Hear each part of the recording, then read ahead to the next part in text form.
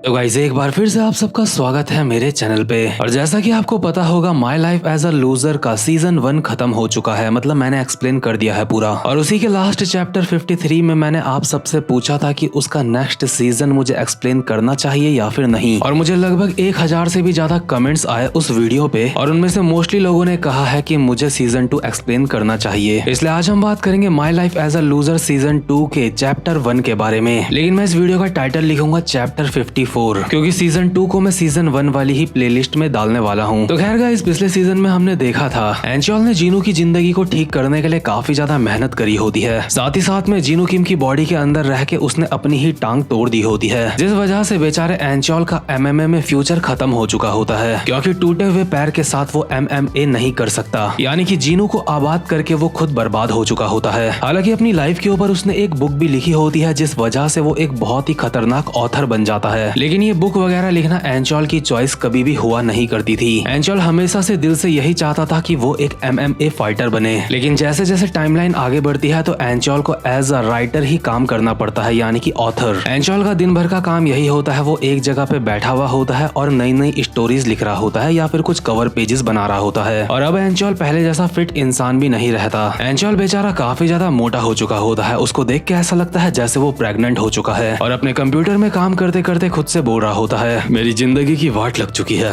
मेरी जिंदगी की अच्छी तरह से लग चुकी है। ये मेरी जिंदगी का एक और दिन है जब मैं ऐसे ही बैठे बैठे काम करते हुए बिता दूंगा। लेकिन यार, मैं अपने पास्ट में लोगों को बुली करता था। मैं काफी ज्यादा ताकतवर था, इसलिए मैं अपने आप को ऐसा करने से रोक नहीं पाता था। लेकिन जरा अब देखो, सारे के सारे लोग न्यू ईयर को सेलिब्रेट कर रहे होंगे, लेकिन मैं हर दिन अपने कमरे में बैठा रहता हूँ, एडिट्स करता रहता हूँ, काम करता रहता हूँ और ज्यादा काम करता रहता हूँ। किसने सोचा था मेरी जिंदगी ऐसी हो जाएगी। मेरी जिंदगी की पूरी वाट लग चुकी है, लेकिन मुझे ये करना ही होगा। मैं वक्त में पीछे गया और उन 4 इंसिडेंट्स को सॉल्व करा जो जीनू किम की लाइफ में मेरी वजह से हुए थे। इसमें कोई भी शक वाली बात नहीं है। मैंने अपने कमाल के दिमाग के साथ और अपनी कमाल की स्किल्स के साथ वो चारों इंसिडेंट बहुत ही अच्छे तरीके से सॉल्व कर दिए। साथ ही साथ में मैंने अपने पास्ट सेल्फ को एक अच्छा इंसान भी बना दिया था। यहाँ तक कि जिस लूजर को मैं हमेशा बुली किया करता था, मैंने उसको सॉरी भी बोला। ये सब कुछ करने में मैंने काफी ज्यादा मेहनत करी थी। ये बात मैं बिल्कुल सच बोल रहा हूँ। मुझे फ्यूचर में आने के लिए काफी ज्यादा मेहनत लगी थी, और उसके बाद मेरी जिंदगी में जो कुछ भी हुआ था मैंने उसके ऊपर बुक लिखी और एक ऑथर बन गया। आप सबको सुनने में काफी ज्यादा अच्छा लग रहा होगा, है ना? ये एक काफी ज्यादा अच्छी एंडिंग लग रही है। लेकिन अगर ये अच्छी एंडिंग है तो मेरी हालत ऐसी क्यों है? एंचोल अभी टेबल में मुक्के मारते मारते चिल्लाते हुए बोल रहा होता है, आखिर क्यों मुझे हर रोज लिखना पड़ता है? मेरे पास तो अब और कहानियां भी नहीं है जिनको मैं लिख सकता हूँ। मुझे जबरदस्ती और ज्यादा कहानियां लिखनी पड़ती हैं। मैं जबरदस्ती की स्कूल वायलेंस के ऊपर चीजें लिखता रहता हूँ। आखिर लोगों को स्कूल वायलेंस इतना ज्यादा पसंद क्यों है? लोग मुझे मजबूर करते रहते हैं कि मैं और ज्यादा लिखता रहूं, जबकि मेरा इस चीज का कोई मन नहीं है।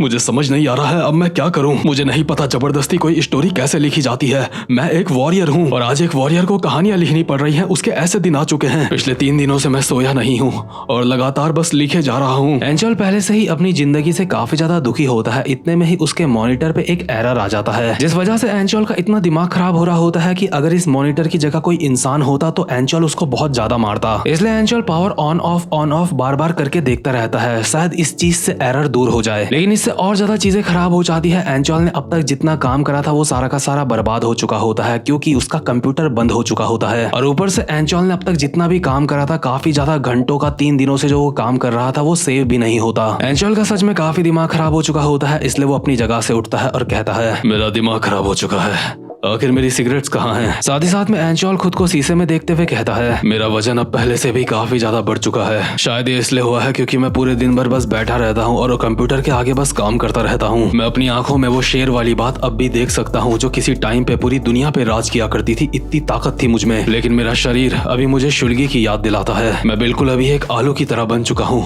और आखिर मैं इतनी गहरी गहरी सांसें क्यों ले रहा हूँ? जब मैं काफी ज्यादा अच्छा हुआ करता था, काफी ज्यादा फिट हुआ करता था, उस वक्त मैं सांसें बहुत ही आराम से लिया करता था। लेकिन अब मैं जब भी सांस लेता हूँ तो मुझे अपनी चर्बी महसूस होती है। आखिर मैं जिंदगी में किस तरफ बढ़ रहा हूँ? मेरी जिंदगी किस तरफ जा रही है? लेकिन इतने में ही एंचोल के घर पे आ जाता है सिम्पसन और कहता है, यो एंचोल, कैसे हो? शीशे में खुद को देख रहे हो? सिम्पसन, आखिर तू यहाँ पे क्या कर रहा है बे? एंचोल, क्या तुम भूल गए? तुमने ही तो मुझे कहा था कि तुम्हारे लिए कुछ खाने के लिए लेके आना है। तुमने मुझसे 6 वक्त की तियकबोकी मंगवाई थी, जो कि एक्स्ट्रा चीज और फ्राइड स्नैक्स के साथ लानी थी, है ना? लेकिन एंजल सिम्सन की गर्दन पकड़ लेता है और कहता है, हरामजादे, तुझे क्या लगता है तू किसी सुअर को खाना खिलाने के लिए आया है यहाँ पे? तू यही चाहता है ना कि मैं और ज्यादा मोटा हो जाऊं? सच बता, तू यही चाहता है हरामजादे? एंजल, जब तुमने मुझे खाना लाने के लिए कहा था तो मैं भी सोच रहा था एक इंसान के हिसाब से ये खाना बहुत ज्यादा है। हरामखोर, जो मैंने तुझे लाने के लिए कहा था तो वो ला चुका है ना? जल्दी से उसे टेबल में रख। यानी कि एंजल आदत से मजबूर हो चुका होता है, चाहे वो खुद को कितना भी रोक ले, अब वो फालतू की चीजें खाता रहता है, जिस वजह से उसका फैट बढ़ता रहता है। सिम्सन कहता है, एंजल, क्या तुम चाहते हो मैं तुम्हारे लिए कुछ मीट बनाऊं? मुझे लगता है 6 वक्त का खाना तुम्हारे जैसे बीस्ट के लिए काफी नहीं होगा। एंजल सिम्सन को भी थोड़ी सी कोल्ड ड्रिंक देते हुए कहता है, खैर सिम्सन, तेरा बहुत बहुत शुक्रिया, तू मेरे लिए काफी मेहनत करता है। वैसे मेरा बुक कैफे कैसा चल रहा है? मैंने सुना है बुक कैफे पहले जितना अच्छा चलता था अब वो इतना अच्छा चलता नहीं है। अभी हम देखते हैं सिम्सन ने काफी सारी ज्वेलरीज पहन रखी होती है और वो एंजल को कहता है, एंजल, बुक कैफे काफी ज्यादा अच्छा चल रहा है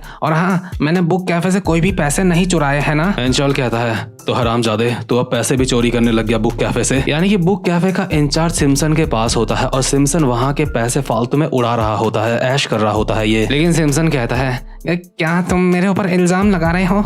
नहीं, मैंने कोई चोरी नहीं करी। वैसे एंजल, ये बताओ तुम्हारी जिंदगी कैसी चल रही है? मुझे लगता है तुम्हें थोड़ी सी दिक्कत हो रही है आजकल, है ना? क्या तुम्हारी जिंदगी में सब कुछ सही चल रहा है? अगर कुछ सही नहीं चल रहा है तो तुम मुझे बता सकते हो। एंजल कहता है, हाँ, मुझे लगा था सब कुछ ठीक हो जाएगा। मुझे लगा था जब मैं शराब से मुक्त हो जाऊंगा तो सारे लोग खुश हो जाएंगे, लेकिन सब लोग अपनी जिंदगी में मस्त हैं। लेकिन मैं अपनी जिंदगी में एक ऑथर बन चुका हूँ, लेकिन मुझे तो अपनी जिंदगी में एक MMA फाइटर होना चाहिए था। क्या एंजल, आखिर तुम किस बारे में बात कर रहे हो? तुम किस शराब की बात कर रहे हो? अपना मुंह बंद कर हरामजादे, तुझे इस बारे में कुछ नहीं पता, लेकिन मुझसे अब और ज्यादा बर्दाश्त नहीं होता, मैं जा रहा हूँ। एंजल, तो तुम कहाँ जा रहे हो? मिंग्यू, तो आराम से बैठ, मैं डाबिन से मिलने जा रहा हूँ। तो खैर मोटा भी निकल पड़ता है डाबिन से मिलने के लिए और उसके चेहरे में एक स्माइल होती है और वो अपने मन में कहता है, ये बात बिल्कुल सच है, डाबिन हमेशा मेरे साथ रही है। वो एक अकेली ऐसी इंसान है जिसके साथ रह के अब भी मुझे खुशी मिलती है। डाबिन, मैं तुम्हारे पास आ रहा हूँ, मुझे दुनिया में कुछ नहीं चाहिए जब तक तुम मेरे साथ हो। मतलब तुम देख रहे हो इस बंदे के पास अब कुछ भी नहीं बचा, बस एक उसकी अच्छी सी गर्लफ्रेंड है, इसलिए ही ये बहुत ज्यादा खुश है और अपनी जिंदगी को जीने के लिए तैयार है अच्छी तरीके से। बट जैसे ही एंजल डाबिन के पास पहुंचता है तो डाबिन उसको कहती है, एंजल, मैं तुमसे ब्रेकअप करना चाहती हूँ। मुझे तुमसे बस इतना ही कहना है, मैं तुमसे और कुछ भी नहीं कहना चाहती। ठीक है,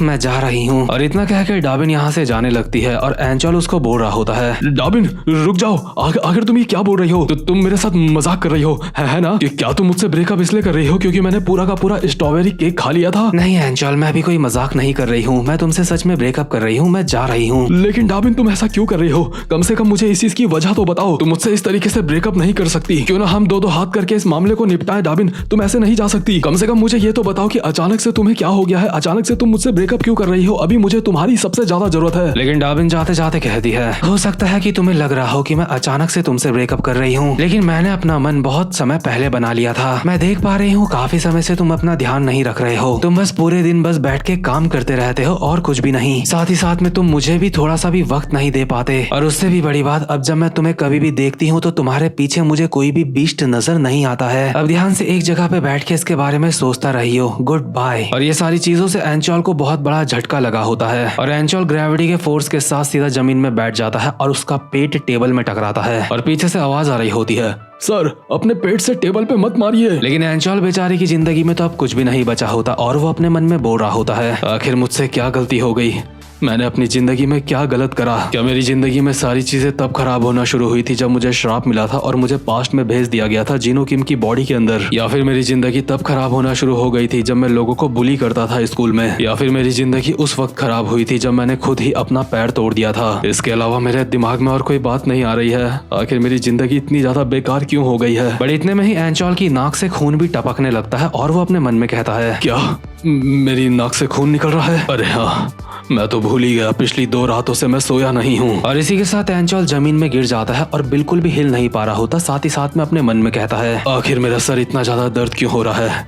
आज से पहले मेरा सर कभी इतना ज्यादा दर्द नहीं हुआ। रेस्टोरेंट का एम्प्लॉय पीछे से चिल्ला रहा होता है, सर आप जमीन में लेट के खाना नहीं खा सकते। हे जरा देखो, वो सुअर वहाँ पे लेटे लेटे, मतलब मेरा वो आदमी वहाँ पे लेटे लेटे क्या कर रहा है, जरा देखो। बट एंजल की हालत बहुत ज्यादा खराब हो चुकी होती है, जिस वजह से यहाँ पे एम्बुलेंस बुलानी पड़ती है और एंजल को स्ट्रेचर पे लिटा के ले जा रहे होते हैं। और एंजल अब भी अपने मन में बोल रहा होता है, मेरे साथ ये बिल्कुल भी सही नहीं हुआ, मेरी जिंदगी ऐसे नहीं चलनी चाहिए थी। मैं बस अपनी जिंदगी में एक राइटर बन के रह चुका हूँ और कुछ भी नहीं। लेकिन मैं एक प्रोफेशनल MMA फाइटर बनना चाहता था। मैं चाहता था मेरा पूरी दुनिया में नाम हो और मेरे पास बहुत सारे पैसे हों, मेरे पास इतनी ज्यादा प्रॉपर्टी हो कि मुझे अपनी जिंदगी में कभी भी काम ना करना पड़े। मुझे सच में अपनी जी हुई जिंदगी में पछतावा होता है। काश मैं दोबारा से समय में पीछे जा पाता। काश मैं दोबारा से उस वक्त में जा पाता जिस वक्त मैंने अपना पैर नहीं तोड़ा था। और इसी के साथ एंचॉल पूरा का पूरा ब्लैकआउट हो चुका होता है। एंचॉल दोबारा से उस दुनिया में आ चुका होता है जहाँ पे वो पहले जीनू की स्पिरिट से मिला करता था। यहाँ पे आते ही एंचॉल कहता है, क्या ये